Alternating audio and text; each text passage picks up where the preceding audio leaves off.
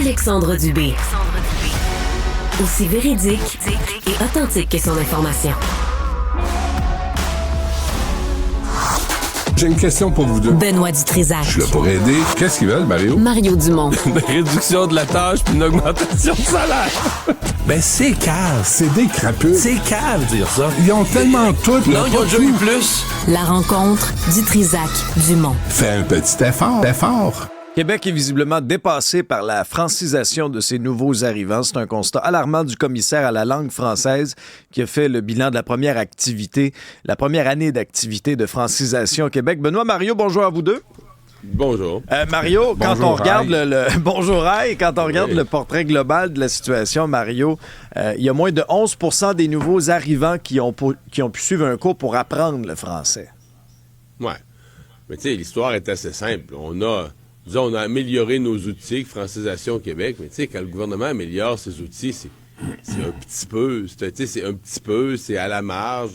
Oui, j'y crois, je pense que ça a amélioré les outils, mais je veux dire, l'augmentation du nombre de nouveaux arrivants, les chiffres de 2022, 2023, à 2024, ça continue, sont complètement hors proportion, complètement hors norme par rapport aux améliorations, petites améliorations qui ont été faites aux organismes de francisation, aux programmes de francisation. En gros, on n'a jamais eu autant de monde qui parle pas français au Québec. Dans le fond, c'est ça la partie simple de l'histoire.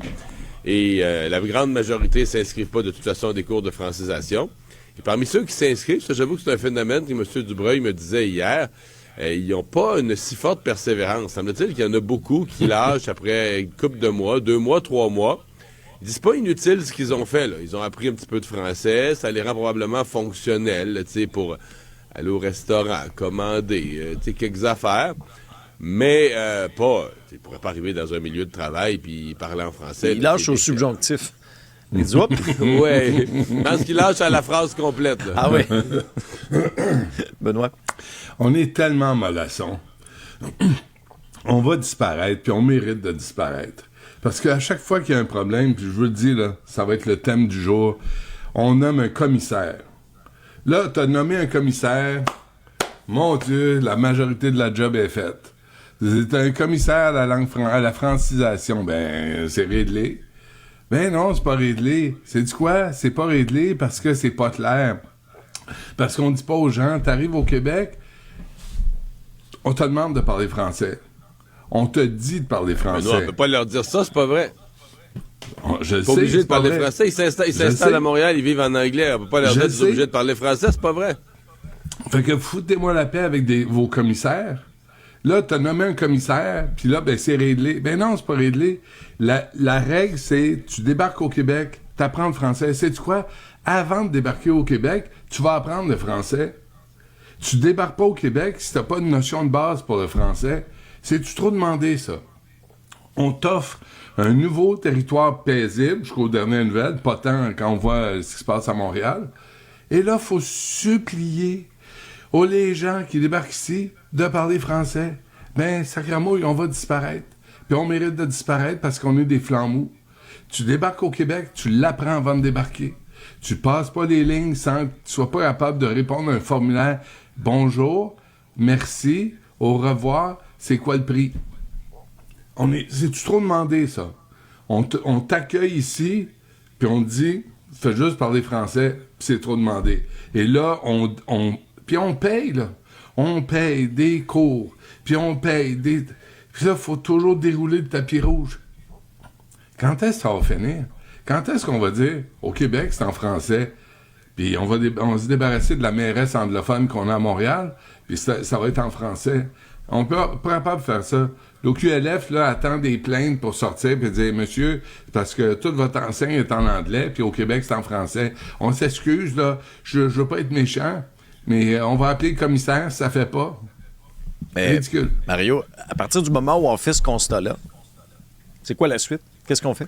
Ben là, c'est parce qu'il y a beaucoup, beaucoup de choses là-dedans. Là. Benoît simplifie ça, mais en partant, nous autres, nos employeurs veulent faire rentrer de la main-d'œuvre, même s'ils ne parlent pas français. Moi, Benoît, je suis avec toi pour dire qu'il faudrait que les gens...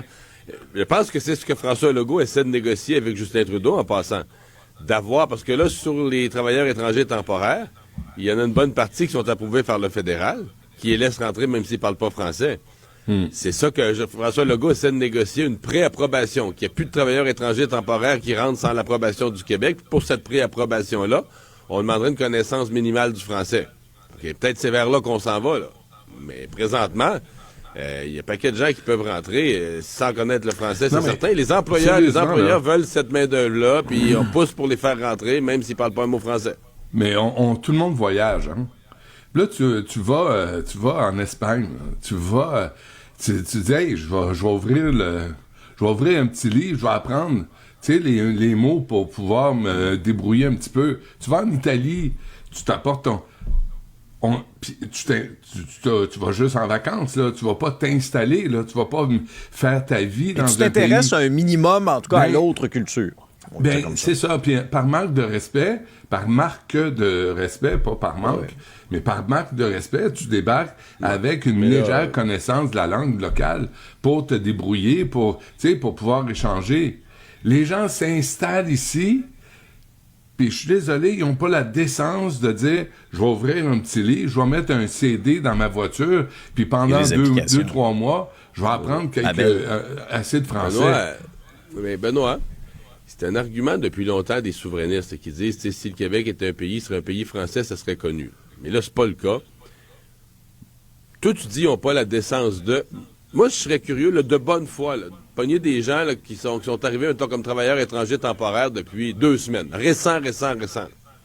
Puis de les interviewer là, dans leur langue maternelle, là, gentiment, pour dire, OK, vous êtes venus dans quel pays, puis de quelle langue? Juste les faire parler de ça. C'est quoi leur perception, là? On tomberait peut-être en bas de notre chaise qu'il y en a un paquet qui dirait, moi, je suis venu au Canada, là, c'est en anglais. Mais là, ils m'ont dit qu'au Québec, il y a du français aussi. Mais peut-être qu'on serait surpris du nombre qui dirait, puis pas de mauvaise foi, puis pas, ils font pas de la politique, eux autres, là. Juste leur perception naturelle d'être humain qui vient d'arriver. Ils diraient, moi, je suis venu au Canada, puis c'est un pays anglais. Et les Français, excusez-moi, les Français de France, on les croise en voyage, puis ils savent à peine qu'il y a du français. Ils disent qu'on est Canadien, puis ils nous parlent en anglais. Les Français. C'est pour ça qu'un commissaire à la France, tous les commissaires, là, c'est devenu la porte de sortie rapide pour dire on a un problème, on nomme un commissaire.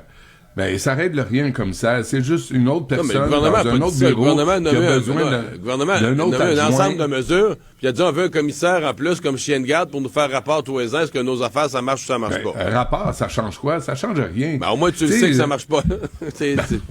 T'as le portrait. Comme ils disent, so fucking what? Ben là, tu peux renforcer tes lois, on en parle, là, tu peux renforcer tes lois l'année d'après. Tu renforces c'est ça la logique? C'est pas des lois, faut que ça soit clair. Puis c'est pas clair. Puis oui, ils viennent au Canada, mais nous autres, notre job, c'est de le dire. C'est de dire en France, ça va être en français. Un petit peu d'anglais, mais ça va être en français. Mais si tu viens... Tu sais, les travailleurs temporaires, c'est la même affaire, là.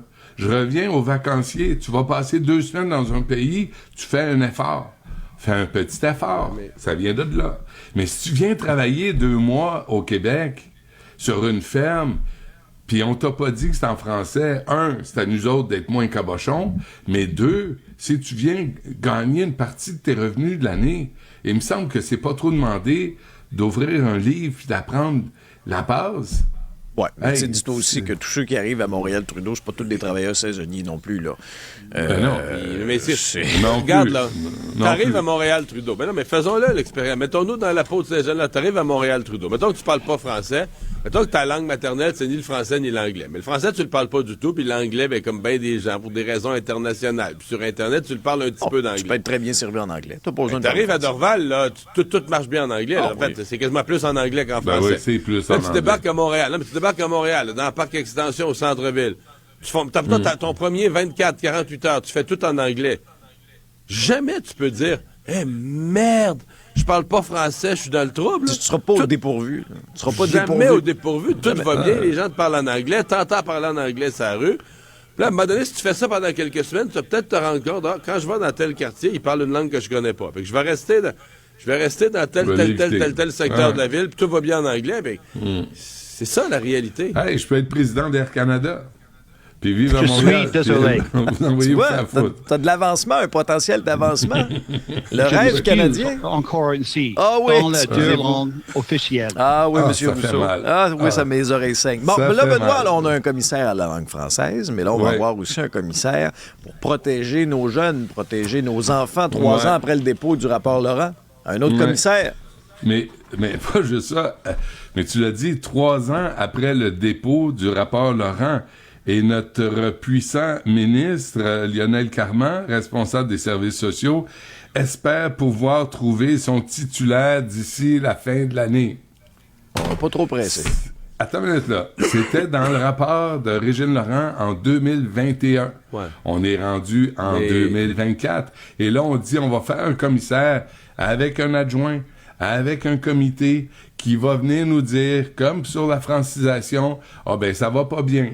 Ah ben faudrait revoir. Ah ben faudrait ci, puis faudrait ça, mais on bouge pas. Mais on a un commissaire. Fait que les enfants vont se porter mieux. Puis l'école Victor Rousselot, le problème, il est réglé, on va avoir un commissaire. Là, c'est comme la formule magique, là, la pensée magique. On va nommer un commissaire pour les enfants. Encore une fois, so fucking what? Ça va changer quoi pour les enfants sur le terrain? Ça va rien changer, à part les statistiques. Puis ça, on aime ça, les statistiques. Mario. Mais dans le cas du rapport Laurent, on avait aussi nommé, ça on l'a fait beaucoup plus vite, une directrice pour tout le Québec, de protection de la jeunesse. Ça a Qu'on changé entend quelque chose. pas. Ben, c'est parce que ça avait le pouvoir de changer quelque chose, mais c'est peut-être moi, puis ça, on l'entend pas beaucoup. Puis la commissaire beaucoup. au racisme Pas beaucoup. systémique. Puis le commissaire, tu sais, le commissaire à l'air pur. Puis le commissaire au pas fin, là, pour combattre la criminalité. Puis le commissaire... Là, c'est la nouvelle formule, là. Ce matin, j'en reviens pas. C'est ça, la porte de sortie. Et ça donne l'impression qu'on a réglé le problème. Ça donne l'impression qu'on a saisi le problème, là, puis on est en voie de tout régler. Je suis désolé, c'est une illusion d'optique. On devrait te nommer commissaire à Cube, Benoît. Commissaire à l'aide humanitaire. Ah. Elle t'en réglerait des problèmes. Pas tant, non. Je ferais pour comme les autres aider. commissaires. Je prendrais mon chèque, je me commanderais un adjoint puis un comité, puis je jaserais toute la journée. En fait, c'est ce qu'on fait. C'est notre description de tâche. Pas mal, oui. Mario, on va pouvoir fumer sur scène au théâtre?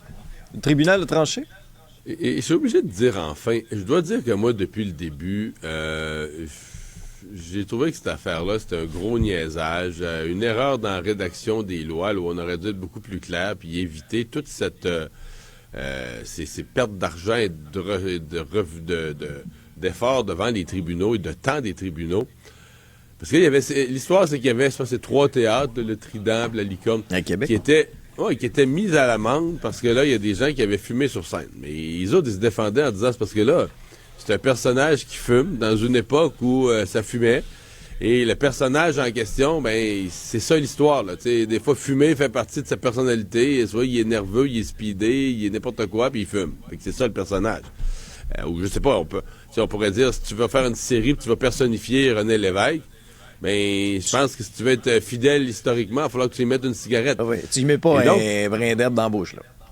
Et donc, généralement, il est admis que dans l'expression artistique, là, tu vas faire des choses, tu vas montrer des choses, puis c'est ni d'en faire la promotion, ni rien. Là, c'est juste, c'est l'art. Tu montres que c'est une expression artistique, puis ça montre une autre époque, ou ça montre une autre affaire, ou ça montre un personnage. Et ben là, finalement, ils ont gagné. Écoute, ces 3 théâtres-là ont dépensé de l'argent pour aller devant les tribunaux. Et ont gagné hier parce que dans l'espèce de vision très ayatollah, là, anti-tabac, on avait poussé ça jusqu'à cette étape-là. Là. Tu peux plus mettre un personnage, tu peux plus montrer un personnage sur scène qui est en train de fumer une cigarette. Hey, Les méchants. C'est les méchants qui fument aujourd'hui, parce que les méchants ont pas peur de mourir. Ils veulent défier la loi et l'ordre. Alors ils fument. C'est devenu un symbole. Et souvenez-vous, quand on a retiré la cigarette de Lucky Luke, qui est rendu avec un brin d'herbe, c'est un cowboy. Et là, on a enlevé la cigarette à un cowboy. Fait que c'est pas étonnant. Regardez le nombre, là, dans la presse, là, On nomme trois juges qui se sont penchés sur ce cas-là. 3 juges. Et après, on se demande, les tribunaux sont encombrés, sont embourbés. Ben oui, ils se penchent sur des peut-être pas fini, niaiseries. là. On va peut-être aller en appel, là. Mais ça se peut pas. Puis en plus, c'est des cigarettes de sauge. C'est même pas c'est même pas du vrai tabac.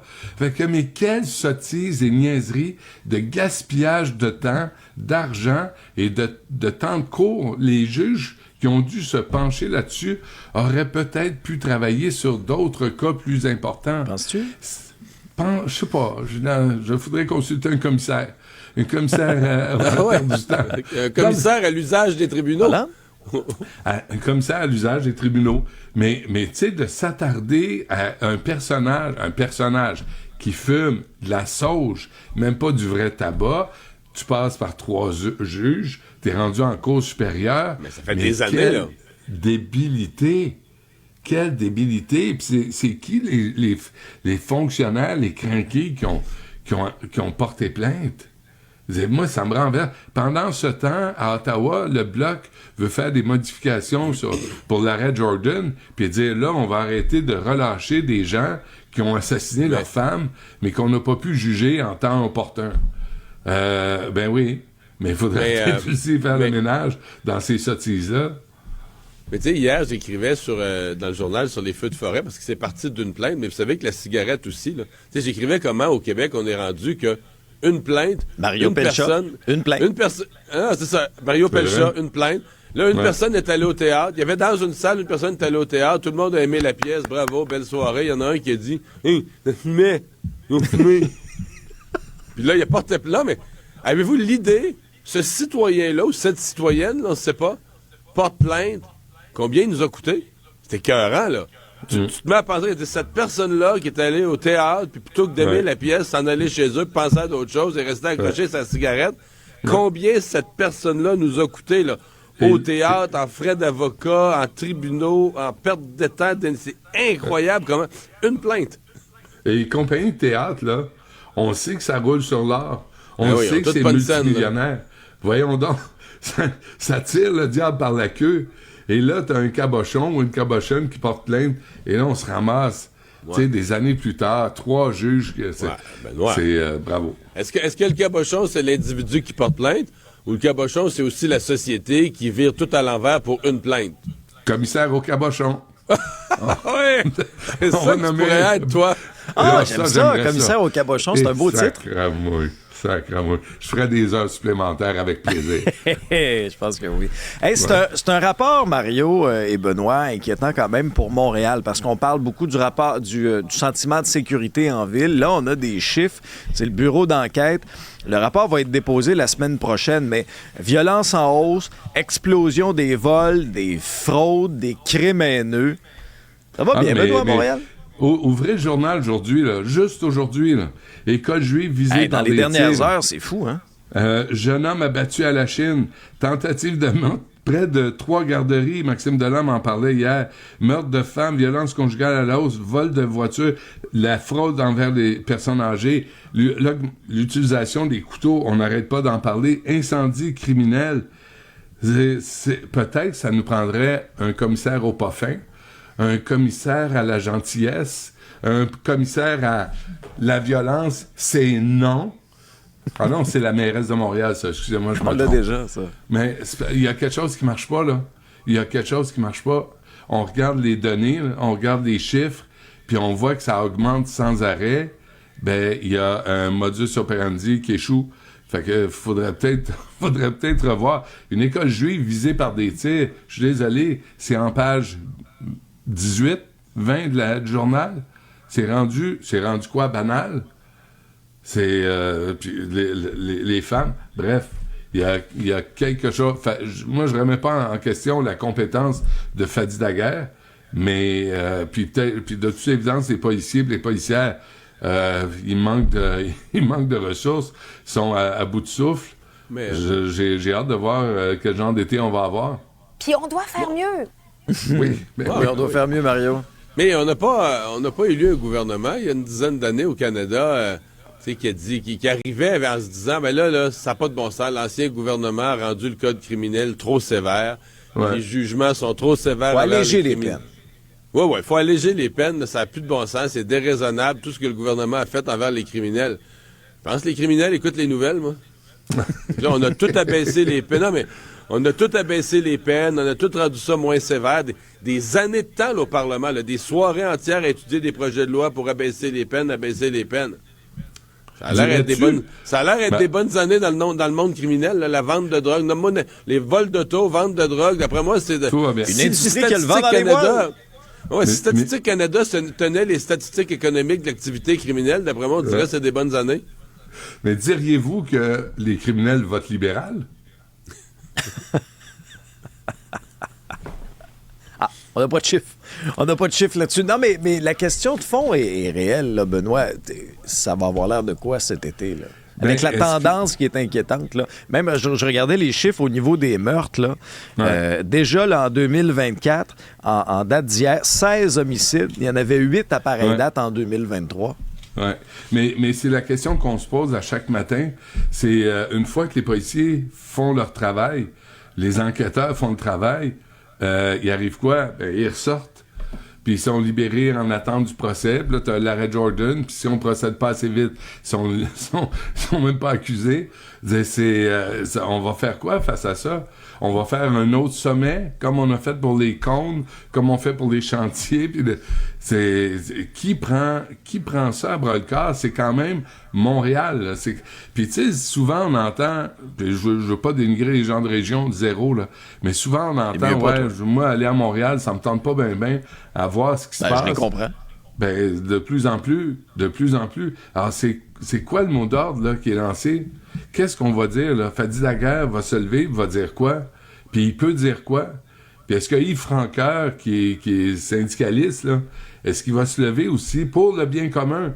Pour dire, on va travailler avec le SPVM, on va collaborer, on va travailler ensemble pour assurer la sécurité des gens. Puis Mario, Moi, je suis plus optimiste que vous. Moi, je pense qu'il va y avoir une grosse vague d'arrestations, puis les juges vont intervenir, puis ils vont leur donner des travaux communautaires. Fait que les parcs, puis tout ça, ça va tout être beau, puis tout être propre cet été. Tout le monde va être aux travaux communautaires. Tout le monde va être aux travaux communautaires.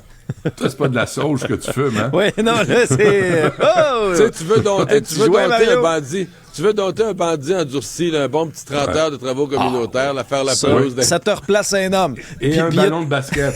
Ballon de basket, ça a l'air que ça règle tout. Là. Mario, on parle de la violence armée, il y a moins de guns. Ils ont tous des couteaux dans les poches. Non, mais ça aussi, là, c'est un peu une espèce fou, là. Oui, c'est ça. Tu dis, il y a combien de monde qui se promène à Montréal avec un couteau? Là, ça fait la bataille. Parce qu'autrefois, une bataille, là, ça finissait avec 2-3 coups de poing sur la gueule. À cette heure, ça finit au couteau. Avec des jeunes mineurs, dans certains cas, en bas de 18 ans. Benoît, Mario, merci à vous deux. Salut.